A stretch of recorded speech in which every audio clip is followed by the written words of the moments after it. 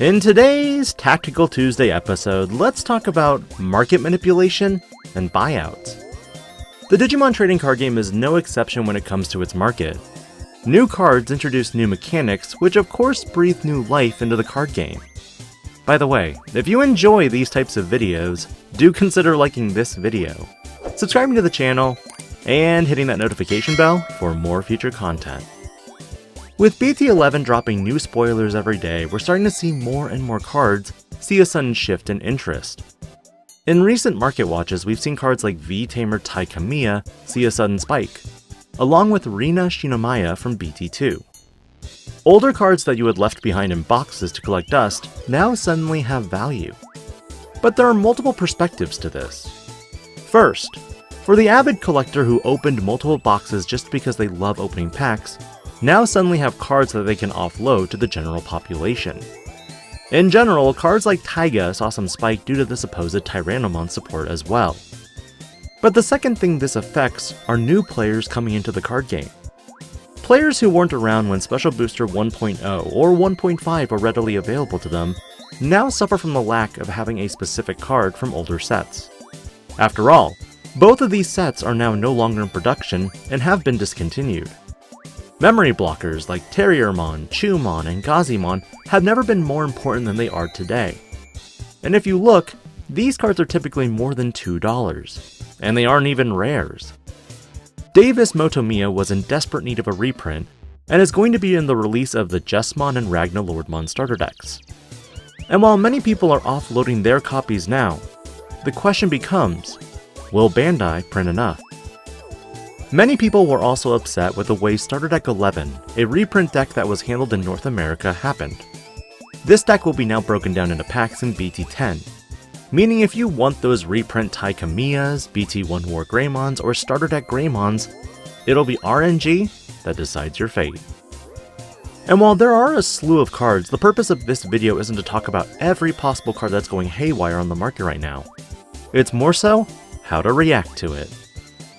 When details of a new card in Japan get revealed, there are 3 courses of action you can take. Number 1. Go buy every possible card that might fit thematically with the deck, and then resell it in the future. Number 2. Get what you need, and just chill. Or number 3. Do nothing. People who are resellers, love selling cards in general, or view the game as a profit, typically fall into category number 1. Buying every possible card that might fit thematically into a deck and resell it in the future. These are the people who will flaunt large copies of a card, which Promoware Garurumon and Promo Garurumon were the earliest cards people loved flaunting for BT9. But keep in mind, these are also huge risks and mainly speculation.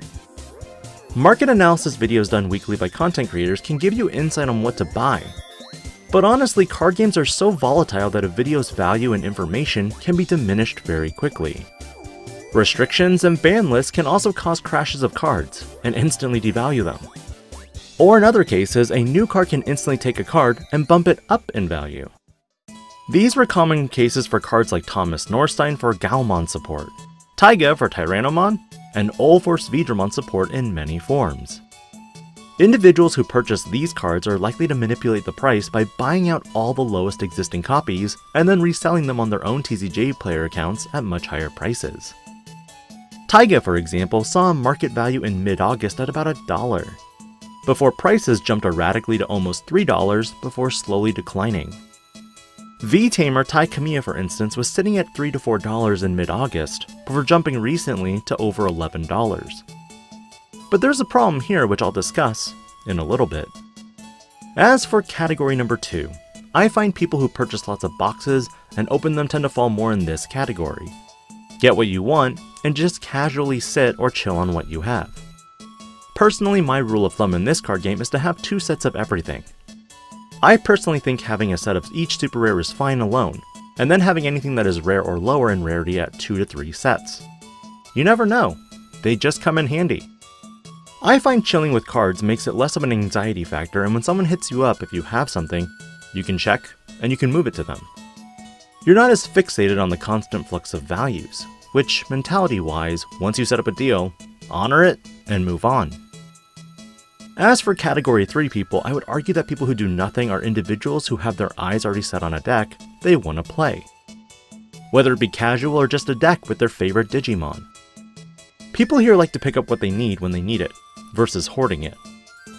But when it comes to the market manipulation and buyout of cards, as I mentioned earlier, a lot of this information is based on pure speculation. And at times, the speculation can be wrong. Arguably, Metal Garurumon X and Alphamon see a heck of a lot more play than the Japanese side of things, which because of this led to a lot of players wanting cards specific to this deck. Which means on initial release of sets here in North America, what cards are truly valuable? While there are a lot of cards that might see future play, it's difficult to say whether a card will be competitive or get power crept to a new card. Because of this, there are also risks of picking up cards early, because if you paid those overhyped prices, you're looking at potential loss in the future. But on the flip side, you're also looking at potentially paying more in the future. Whether it becomes full-fledged competitive, that's where if it's the deck for you or not, becomes the next question. When it comes to spoiler releases in Japan, do you jump on the hype train and try to pick up every copy of the card as low as possible to resell? Or are you someone who just chills and waits to see where the format goes? Let me know in the comments below. This is Digi-Panda, logging out.